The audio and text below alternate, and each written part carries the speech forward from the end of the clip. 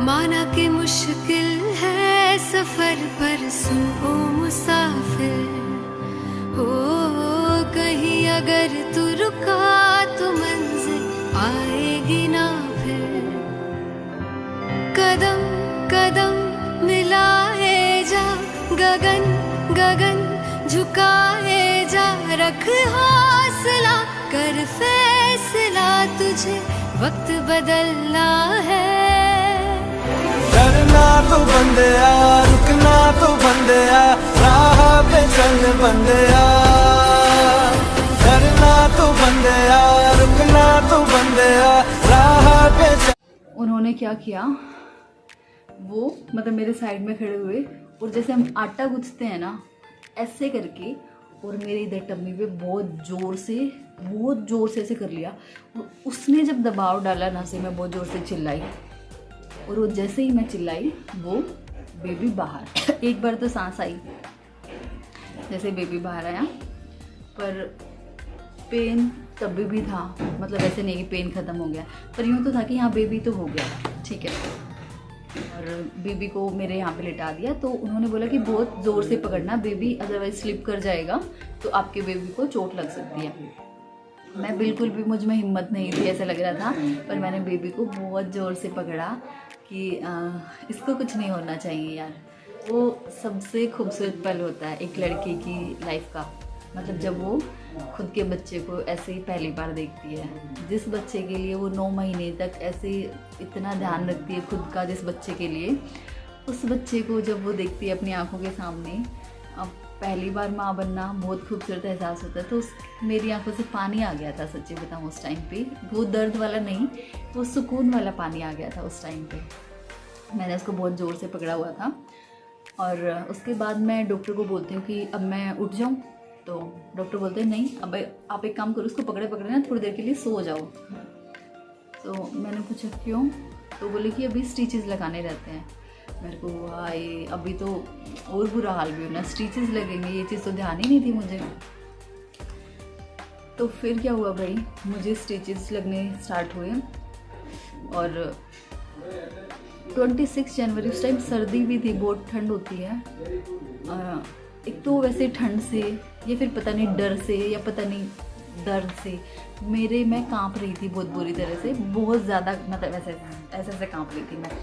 और डॉक्टर्स को स्टिचेस लगाने में ना दिक्कत हो रही थी क्योंकि मैं बहुत हिल रही थी।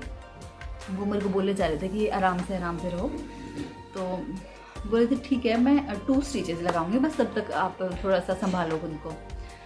मैंने कहा ठीक है मैं कोशिश करती हूँ। तो उन्होंने 2 स्टिचेस मुझे लगा दिए, तो उसके बाद भी वो लगाए जा रहे। मैंने कहा आपने 2 ही तो बोला था, कहती कि बस हो गया। ऐसे करते करते भाई मुझे लगे 7 स्टिचेस, 7 टाँके, ठीक है। बेबी को जैसे, मतलब मेरी सिस्टर आ गई थी, वहाँ पे अनाउंसमेंट किया उन्होंने, उसको हैंड ओवर कर दिया।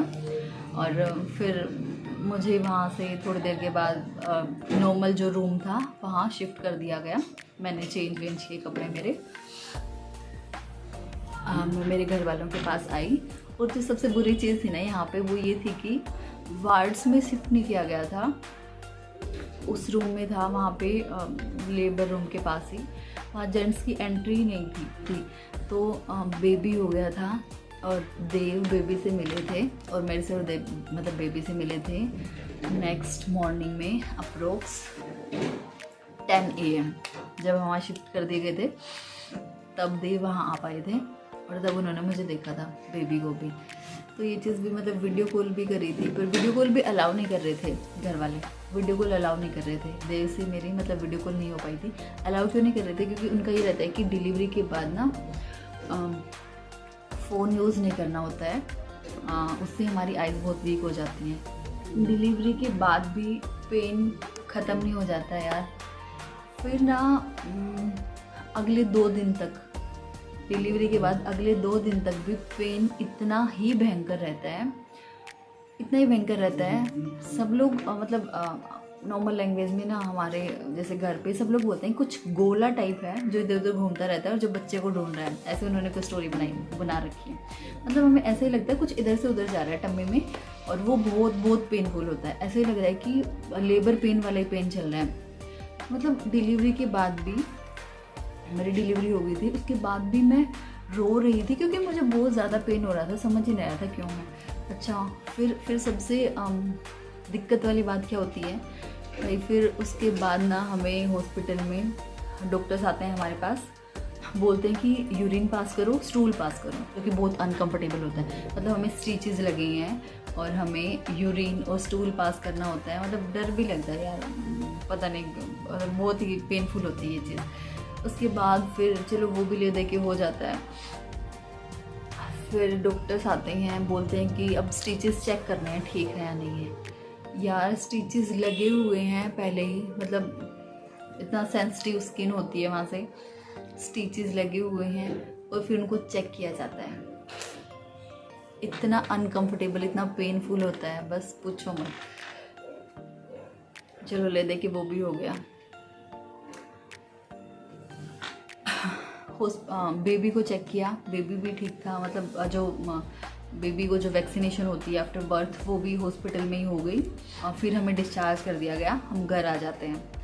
नॉर्मल डिलीवरी सक्सेसफुली मेरी हो गई। बट जो लोग सोचते हैं कि नॉर्मल डिलीवरी बहुत इजी होती है, उसमें सिर्फ ना डिलीवरी से पहले ही पेन होता है, डिलीवरी के बाद कोई पेन नहीं होता, जो कि सी सेक्शन में होता है। तो मेरे साथ ऐसा बिल्कुल भी नहीं था। पहली बात तो यार, नॉर्मल डिलीवरी के बाद भी जो 7 स्टिचेस आए थे मेरे, 7 स्टिचेस थे, वो इतना पेनफुल थे ना यार। मतलब 1 वीक तक, या फिर मैं कहूँ 10 दिन तक, डिलीवरी के 10 दिन तक भी के बाद भी मेरे से चला ही नहीं जा रहा था। मतलब बैठूँ तो बैठा नहीं जा रहा था।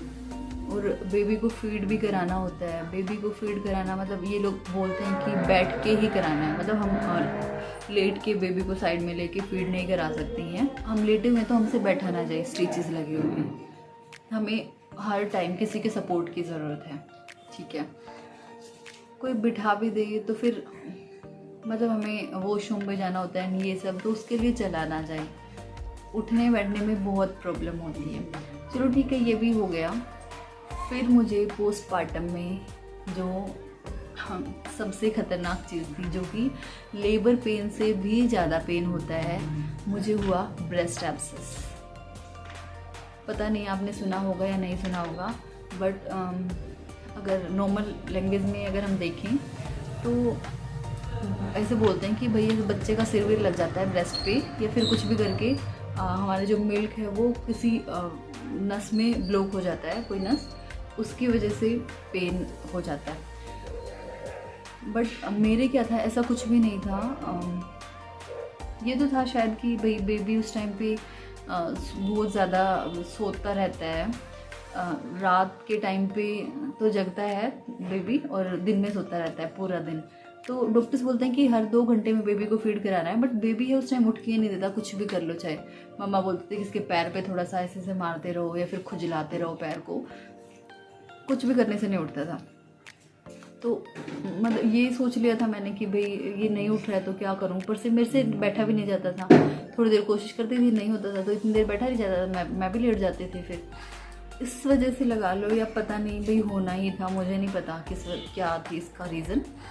मुझे हो गया ब्रेस्ट एब्सेस। मतलब ब्रेस्ट में मुझे पेन होना स्टार्ट हो गया इनिशियली। धीरे धीरे मैंने घर वालों को बोला कि ऐसे मुझे पेन हो रहा है, तो बोलते थे कि थोड़ा गर्म पानी से सिकाई करो, इससे थोड़ा सा रिलीफ होगा। या मैं करती रही, अभी घर मतलब थोड़ा बोलती रही, पेन इंक्रीज़ होता गया, थोड़ा रेडनेस हो गई, ईचिंग होने लगी।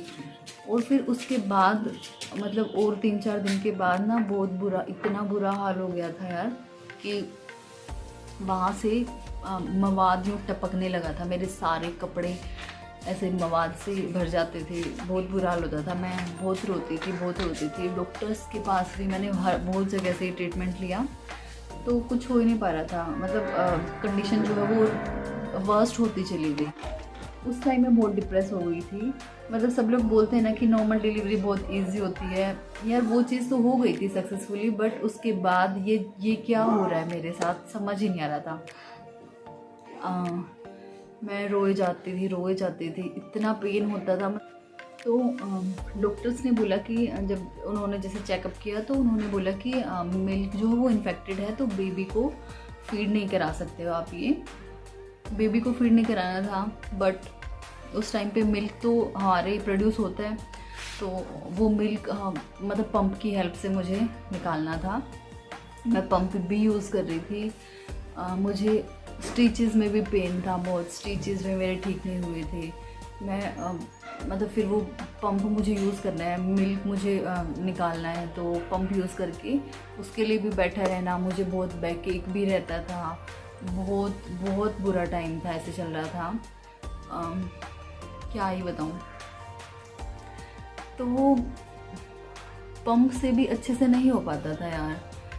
कुछ लोग ऐसे बोलते थे कोई आस पड़ोस में छोटा बच्चा हो तो उससे मतलब बच्चा निकाल देगा मुंह से, बच्चे से निकलवा लो। तो वैसे करके कोई बच्चा भी नहीं मिल रहा था। तो लास्ट में एक कोई आयुर्वेदिक दवाई थी, किसी ने मतलब कुछ ऐसे फुंसी वगैरह की जो होती है वो बताया किसी ने मुझे, जो उससे मुझे फाइनली रिलीफ होना शुरू हुआ।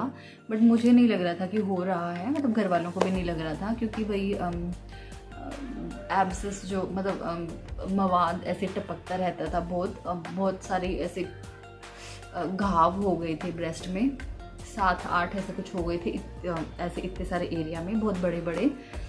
पापा का ये था कि भाई कोई ज़्यादा दिक्कत हो सकती है कुछ भी, तो हमें डॉक्टर ने बोला था कि ऑपरेशन होगा, चीरा लगाना पड़ेगा।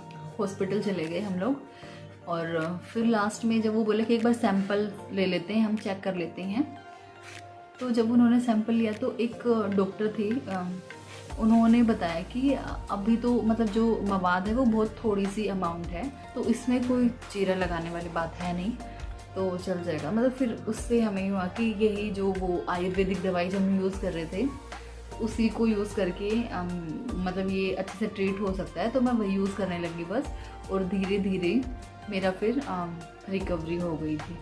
बट ये चीज़ जो थी, ये जो ब्रेस्ट एब्सेस वाला, ये लेबर पेन से भी ज़्यादा खतरनाक था मेरे लिए।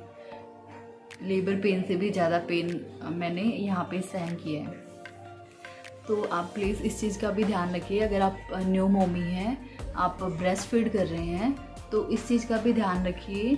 अगर आपको ऐसी कोई दिक्कत आती है तो आप प्लीज़ कुछ भी करके उस मिल्क को निकाल लीजिए। अगर कोई बच्चा है आपके घर में या बड़ा बच्चा थोड़ा सा, जो कि उसको निकाल सके, या किसी पंप का यूज़ करके या कैसे भी, तो आप प्लीज़ इस चीज़ का भी ध्यान रखें। तो बस यही था मेरी डिलीवरी स्टोरी। होप सो आपको कुछ सीखने को मिला होगा यहाँ से, और बस थैंक्स फॉर वॉचिंग। मिलते हैं नेक्स्ट व्लॉग में। Bye bye.